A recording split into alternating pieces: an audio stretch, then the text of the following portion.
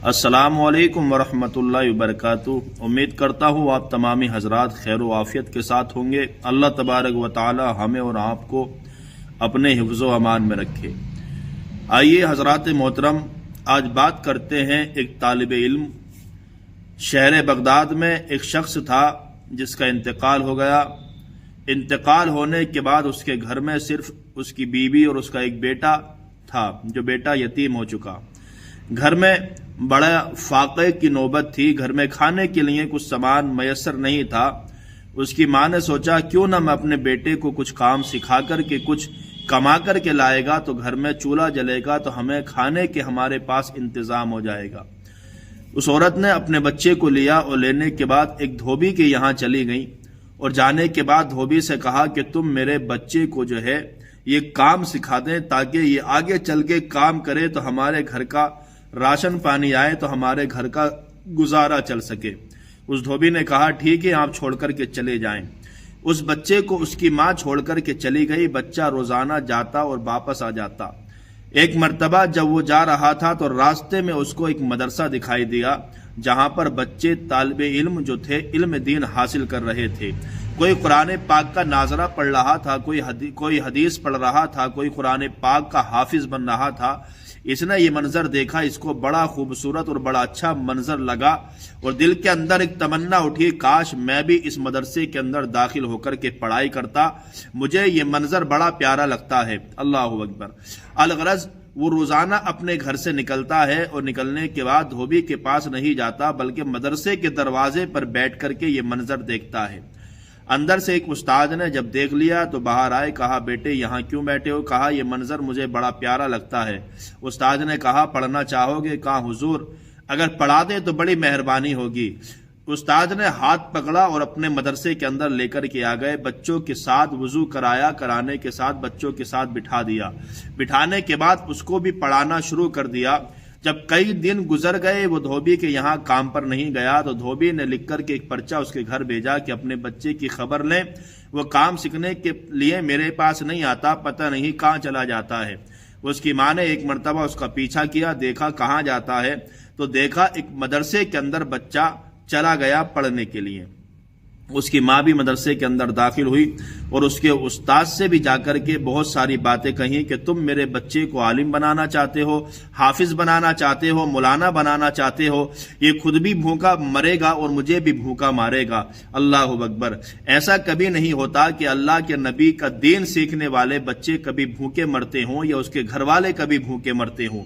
یہ اللہ کا بڑا احسان ہے کہ رب تبارک و تعالی نے ان کے لیے کھانے کا انتظام فرمایا اور بڑا اچھا بہترین کھانا اللہ ان کو عطا فرماتا ہے۔ یہ قدرت ہے رب تبارک و تعالی کی۔ مگر اس ماں کی سوچ تھی، کہا کہ میرا بیٹا بھی بھوکا مرے گا، میں بھی بھوکی مروں گی اور گھر پر کھانے کے لیے بھی کچھ سامان نہیں ہے، اب کیا کیا جائے؟ جب اتنا کہا تو آپ کے استاد کھڑے ہوئے، کہا تمہارا خرچہ کتنا ہے؟ کہا میرا خرچہ 3 دینار یا 3 درہم اس زمانے کے میرا خرچہ ہے۔ آپ کے استاد نے کہا تمہارا بچہ پڑھنے کا بڑا شوقین ہے، اسے آپ یہیں چھوڑ کر چلی جائیں اور تمہارا جو خرچہ ہے میں تمہارے گھر پر پہنچا دے کروں گا۔ اس ماں نے کہا یہاں پڑھ کر کے کرے گا کیا؟ اس کو کیا حاصل ہوگا؟ تو ان کے استاد نے کہا آپ فکر نہ کریں، یہ تمہارا بچہ کل جب بڑا ہوگا تو بادشاہ کے ساتھ بیٹھ کر کے کھانا کھائے گا۔ سبحان اللہ۔ اتنا سنا ماں نے، سننے کے بعد اپنے گھر چلی جاتی ہے۔ اب جانے کے بعد جب کچھ دن گزرے، کچھ عرصہ گزر گیا، وہ گزرنے کے بعد جب بچہ پڑھنے کے بعد ایک عالم دین بننے کے بعد اپنے گھر آیا، اپنی ماں کو سلام کیا اور سلام کرنے کے بعد کہا ماں دیکھ میں ایک عالم دین بن کر کے آ گیا ہوں۔ ماں سے کہنے لگے ماں دیکھ میں عالم دین بن کے آیا۔ ماں نے خوشی منائی یا نہیں منائی، مگر ماں نے کہا بیٹے بہت اچھی بات ہے تم عالم دین بن کر کے آئے۔ اب بیٹا کہتا ہے ماں مجھے کھانے کی بڑی خواہش ہے، بڑا بھوکا ہوں، اگر کچھ کھانا مل جائے۔ ماں نے کہا رکو، اندر سے سوکھی روٹی لا کر کے اپنے بیٹے کے حوالے کی۔ بیٹے نے کہا ماں یہ سوکھی روٹی ہے، کوئی تازی روٹی مل جاتی تو بڑا اچھا ہوتا۔ ماں نے کہا بیٹا اسی لیے میں نے کہا تھا کوئی ہنر سیکھ لو، کوئی کام سیکھ لو تاکہ تم بھی اچھا کھاؤ گے اور میں بھی اچھا کھاؤں گی، اب تم عالم دین بن گئے تو کیا کھاؤ گے؟ یہ سوچ آج بھی بہت سارے لوگوں کی ہوا کرتی ہے کہ ہم عالم دین بچے کو بنا دیں گے تو وہ کھائے گا کیا، پیے گا کیا، اور وہ اپنی زندگی کو کیسے بشر کرے گا۔ حالانکہ رب تبارک و تعالی نے ہر کسی کا رزق جو ہے اس کی قسمت میں پہلے ہی لکھ دیا ہے۔ میں اس طرف نہیں جانا چاہتا۔ جب ماں نے کہا کہ بیٹا اگر پہلے سے کام سیکھ لیتے، کچھ کام کر کے آتے تو یہ نوبت نہیں آتی اور آج تمہیں روٹی گھی سے لگی ہوئی روٹی بنا کر کے میں تم کو کھلاتی۔ جب بیٹے نے یہ بات سنی، سننے کے بعد غصہ آیا، اٹھ کر کے غصے میں اپنے گھر سے نکل گئے۔ جب راستے میں چل رہے تھے تو ایک یہودی ایک دیوار بنا رہا تھا جو راستے میں بنا رہا تھا۔ یہ جب وہاں سے نکلے عالم دین بن چکے تھے، انہوں نے ایک لات دیوار پر ماری اور کہا اس دیوار کو تھوڑی آڑ میں لے، تھوڑی اپنی سائڈ میں لے، یہ راستہ تنگ ہوتا ہے۔ تو اس یہودی نے کہا تیرے نکلنے کے لیے تو راستہ بہت بڑا ہے، تیرے کون سے یہاں سونے چاندی کے بھرے ہوئے اونٹ آ رہے ہیں جو تو یہاں سے نکلنا یعنی نکالے گا، تیرا تو کام چل رہا ہے، نکل جا۔ یہ نکل گئے۔ نکلنے کے بعد جب شہر میں پہنچے تو کیا دیکھتے ہیں، شہر میں ایک سناٹا سا ہے، شہر میں کوئی شخص موجود نہیں ہے۔ یہ بڑے حیران و پریشان کہ آج معاملہ کیا ہے، شہر کے اندر کوئی شخص نظر نہیں آتا ہے، پورا شہر خالی ہے۔ تو آگے چل کے دیکھا ایک سپاہی تھا جو پہرا دے رہا تھا۔ پہرا دیتے دیتے جب اس کے پاس یہ پہنچے تو جانے کے بعد اس بچے نے کہا، اس عالم دین نے کہا کہ بتاؤ کہ تم یہاں کیوں کھڑے ہو اور لوگ سارے کہاں ہیں شہر کے، شہر پورا خالی کیوں ہو گیا ہے؟ اس سپاہی نے کہا کہ بچے تمہیں معلوم نہیں ہے کہ بادشاہ کے یہاں کوئی مسئلہ درپیش آیا ہے، بادشاہ نے ایک ملکہ کو، اپنی ملکہ کو طلاق دے دی ہے اور اس طلاق کے چکر میں تمام علماء اور تمام لوگ شہر کے وہاں اکٹھا ہو گئے ہیں اور سارے لوگ اس فیصلے کو سننے کے لیے تیار بیٹھے ہیں۔ یہ بھی اپنے جب سنا تو بڑی تیزی سے یہ بھی بادشاہ کے یعنی محل میں پہنچ گئے جہاں سارے لوگ جمع تھے، علماء کی جماعت بھی بیٹھی ہوئی تھی۔ حالانکہ یہ بھی ایک عالم تھا، عالم بن کر کے آیا، یہ بھی ان علماء کے قریب جا کر کے بیٹھ گیا۔ بیٹھنے کے بعد جب دیکھا مسئلے پر ڈسکس چل رہی ہے، ابھی کچھ پتہ نہیں، اس بچے نے بلند آواز سے کہا بتاؤ مسئلہ کیا ہے تاکہ کچھ میں بھی حل کر سکوں۔ بڑے بڑے مفتیان کرام، بڑے بڑے مولانا بولے کہ تو بچہ ہے ابھی، تو کیا مسئلہ حل کرے گا؟ یہ مسئلہ ہم حل نہیں کر پا رہے، تم کیا حل کرو گے؟ کہا کہ چپ رہو، علم کسی کے باپ کی میراث نہیں ہے، یہ علم ہے اللہ چاہے جس کو جتنا عطا فرما دے، بتاؤ مسئلہ کیا ہے؟ بادشاہ نے سنا تو بڑا متاثر ہوا۔ بادشاہ نے کہا بچے سنو، میں بتاتا ہوں کہ مسئلہ کیا ہے۔ مسئلہ یہ ہے کہ میں ایک مرتبہ اپنی بیوی کے ساتھ بیٹھا ہوا بات کر رہا تھا، اور بات کرتے کرتے میں نے اپنی بیوی سے کہا بیگم تم بڑی خوش قسمت ہو کہ تمہیں مجھ جیسا شوہر ملا اور مجھ جیسا جنتی شوہر ملا۔ جب اتنا سنا تو جیسے آج کل عورتوں کی عادت ہوا کرتی ہے، اس عورت نے بھی کہا آپ جنتی، آپ جیسا جہنمی تو میں نے آج تک نہیں دیکھا۔ اللہ اکبر۔ بادشاہ سلامت نے کہا جب میں نے یہ سنا تو میں نے اپنی بیوی سے کہا اگر میں جہنمی ہوں تو میں تجھے طلاق دیتا ہوں، اور اگر میں جنتی ہوں تو تجھ پر طلاق نہیں پڑتی ہے۔ جب اتنا کہا اور بادشاہ نے کہا کہ اس کا جواب مجھے عطا فرمائے اور قرآن پاک کی روشنی میں عطا فرمائے، اگر یہ سوال مجھے آپ نے عطا کر دیا تو بڑی مہربانی ہوگی۔ اس بچے نے کہا بادشاہ سلامت میں اس کا سوال کا جواب میں دوں گا۔ کہا بتاؤ، کہا اس کا جواب کیا ہے؟ تو بچے نے کہا بادشاہ سلامت یہ بتاؤ کہ آج سے پہلے آپ نے کبھی کسی امیر اور غریب کا فیصلہ کیا ہے، اور امیر کے پاس بہت سارے گواہ ہونے کے بعد غریب جو ہے کمزور ہے اور حالانکہ وہ حق پر ہے، تو آپ نے اس کمزور کا ساتھ دیا اللہ کے ڈر سے یا اس امیر کا ساتھ دیا؟ تو بادشاہ سلامت نے کہا میرے ساتھ بارہا ایسا ہوا ہے کہ حق کو دیکھ کر کے میں نے اللہ کے خوف سے، اللہ کے ڈر سے میں نے غریب کے حق میں فیصلہ دے دیا ہے، میں نے کسی امیر کو نہیں دیکھا۔ تو اس بچے نے کہا تو آپ جنتی ہیں۔ بادشاہ نے کہا اگر یہ بات کر رہے ہو تو اس کا حوالہ مجھے قرآن پاک سے چاہیے گا۔ کہا ٹھیک ہے۔ کہا جب تم نے کہا کہ اللہ اللہ کے ڈر سے میں نے فیصلہ غریب کے حق میں سنا دیا تو سنیں۔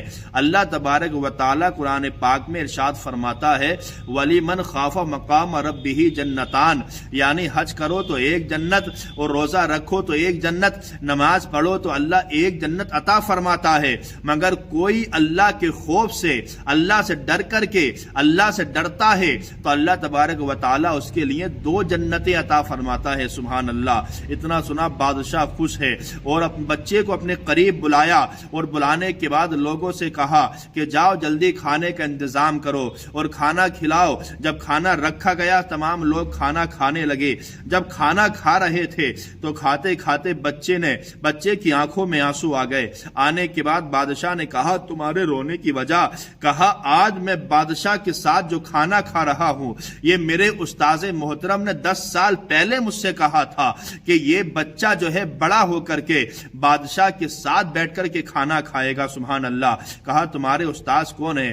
کہا میرے استاذ کوئی ایسے ویسے عالم نہیں ہے، امام ہے، وقت کے امام جنہیں امام اعظم ابو حنیفہ کہا جاتا ہے۔ انہوں نے مجھ سے کہا تھا کہ بادشاہ کے ساتھ بیٹھ کر کے کھانا کھاؤ گے۔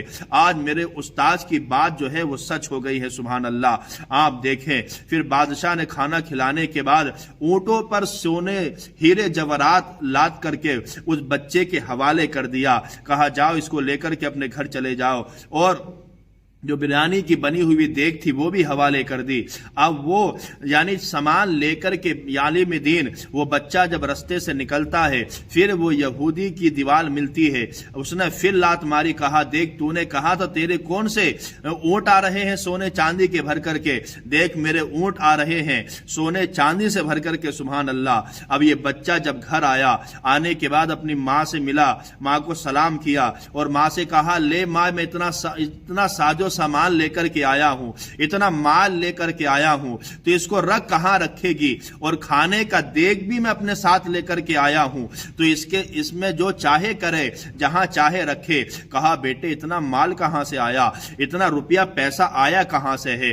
تو آپ اس عالم دین بچے کا سوال سنیں، اور آج یہ ہمیں بھی اپنے ذہن میں بات ڈالنی چاہیے۔ اس بچے نے بڑا پیارا بڑا اچھا جواب دیا، کہتی ہے ماں تم نے کہا تھا مولوی بنو گے تو کیا کھاؤ گے اور کیا کھلاؤ گے، مگر دیکھو ماں قرآن پاک کی صرف ایک آیت پڑھی تھی میں نے، تو اللہ نے اتنا مال دیا کہ مجھے مالا مال کر دیا ہے، میری نسلیں بیٹھ کر کے کھائیں گی تو مال ختم نہیں ہوگا، صرف ایک آیت پڑھی تھی اللہ نے مالا مال کر دیا۔ اگر میں پورا قرآن پاک پڑھتا، میں پورے قرآن پاک کی تلاوت کرتا تو بتاؤ اللہ مجھے کتنا مال عطا فرماتا۔ تو سبحان اللہ، دیکھا آپ نے یہ قرآن ہے، قرآن اللہ تبارک و تعالی نے اس قرآن پاک کے اندر ہر چیز کا روشن بیان رکھا ہے۔ جب سے دنیا بنی ہے، جب سے لے کر کے جب دنیا ختم ہوگی قیامت تک، اللہ تبارک و تعالی نے تمام علم جو ہے اس قرآن پاک کے اندر موجود فرما دیے ہیں۔ تو خدا را ہمیں اور آپ کو ضرورت ہے اس قرآن پاک سے محبت کرنے کی، ہمیں اور آپ کو ضرورت ہے اس قرآن پاک سے پیار کرنے کی، ہمیں اور آپ کو ضرورت ہے اس قرآن پاک کی تلاوت کرنے کی۔ تو آپ اور ہمیں قرآن پاک کو پڑھنے کی عادت ڈالنی چاہیے۔ میں اللہ تبارک و تعالیٰ کی بارگاہ میں دعا کرتا ہوں رب تبارک و تعالیٰ ہمارے تمام پریشانیوں کو اس قرآن پاک کے صدقے طفیل میں اللہ تبارک و تعالیٰ دور فرمائے۔